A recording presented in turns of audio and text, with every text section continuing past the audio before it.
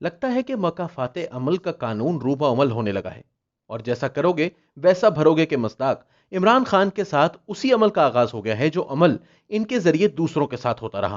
لوگ سمجھتے ہوں گے کہ شاید سید یوسف رضا گیلانی کو سینیٹر بنانے کا پلان کہیں زرداری، مولانا اور نواز شریف جیسے بڑے دماغوں نے تیار کیا ہوگا، لیکن میں ذاتی طور پر جانتا ہوں کہ ایسا کچھ نہیں تھا۔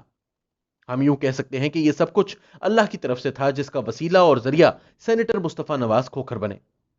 قصہ کچھ یوں ہے کہ مصطفیٰ نواز کھوکھر گزشتہ ماہ دو بڑے سانحات سے دوچار ہوئے۔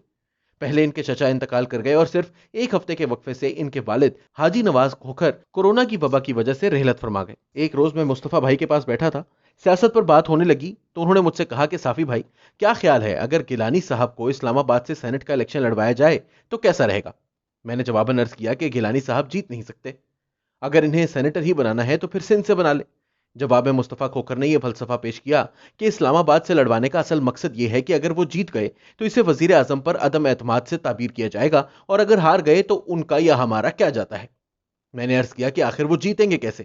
اس کے جواب میں انہوں نے بتایا کہ مجھے تعزیت کے لیے آنے والے پی ٹی آئی کے دوستوں کے جذبات سے اندازہ ہو گیا ہے کہ ایم این ایز اور ایم پی ایز تو کیا، وزراء بھی اپنے لیڈر کے رویے سے سخت نالاں ہیں، اور مجھے یقین ہے کہ پی ٹی آئی کے ارکان کی بڑی تعداد گیلانی صاحب کو ووٹ دے گی۔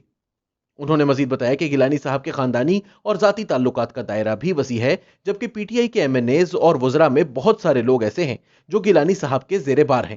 یہ دلائل سن کر میں نے بھی ان کی رائے سے اتفاق کیا۔ پھر انہوں نے گیلانی صاحب کے صاحبزادے جو کہ ان کے قریبی دوست ہیں سے بات کی اور انہیں قائل کیا، لیکن گیلانی صاحب تیار نہیں ہو رہے تھے۔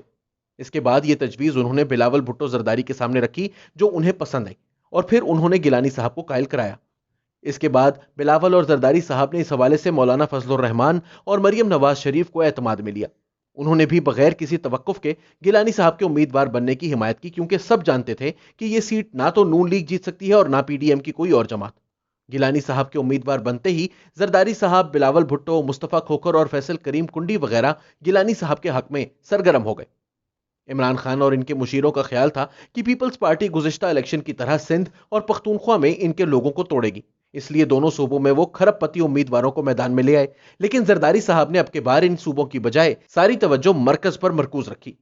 یہی وجہ ہے کہ پختونخوا میں پی ٹی آئی نے پی ڈی ایم کے متعدد ارکان خریدے۔ مرکز میں گیلانی صاحب کے امیدوار بنتے ہی عمران خان کے بھی کان کھڑے ہو گئے، لیکن ممبران پارلیمنٹ پر توجہ دینے کی بجائے انہوں نے سپریم کورٹ پر توجہ مرکوز کیے رکھی۔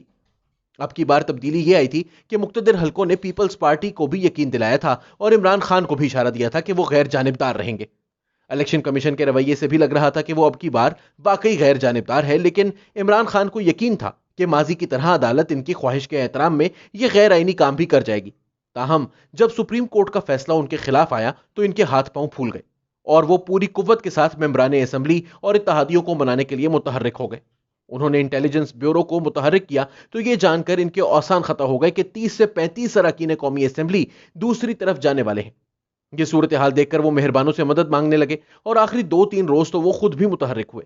یہاں معاملے کے کچھ دلچسپ پہلوؤں سے قارئین کو آگاہ کرنا ضروری سمجھتا ہوں۔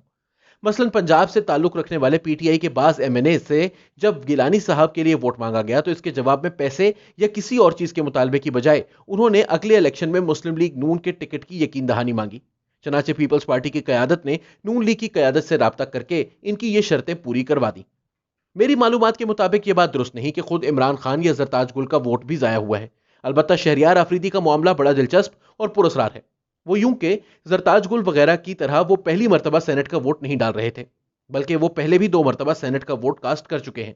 یوں یقین کرنا مشکل ہے کہ لا علمی کی وجہ سے انہوں نے حفیظ شیخ کے نام کے سامنے دستخط کر دیے۔ اسی طرح ان کا یہ عذر بھی سراسر جھوٹ ہے کہ وہ بیمار تھے۔ صرف چند روز قبل 27 فروری کو ابھی نندن کے حوالے سے ان کی چائے کے کپ والی ویڈیو میں دیکھا جا سکتا ہے کہ الحمدللہ وہ پوری طرح صحت مند ہیں۔ ایک اور دلچسپ پہلو یہ ہے کہ انہوں نے دستخط صرف حفیظ شیخ کے نام کے سامنے کیا، لیکن اگر وہ سہون یہ کام کر رہے تھے تو پھر انہیں خاتون امیدوار کے نام کے سامنے بھی دستخط کرنے چاہیے تھے، لیکن انہوں نے صحیح نشان لگایا۔ یہی وجہ ہے کہ الیکشن کمیشن نے ان کو دوسرا بیلٹ پیپر جاری نہیں کیا، کیونکہ الیکشن کمیشن کے موقع پر موجود حکام کو بھی یقین تھا کہ انہوں نے جو کچھ کیا ہے وہ سہون نہیں۔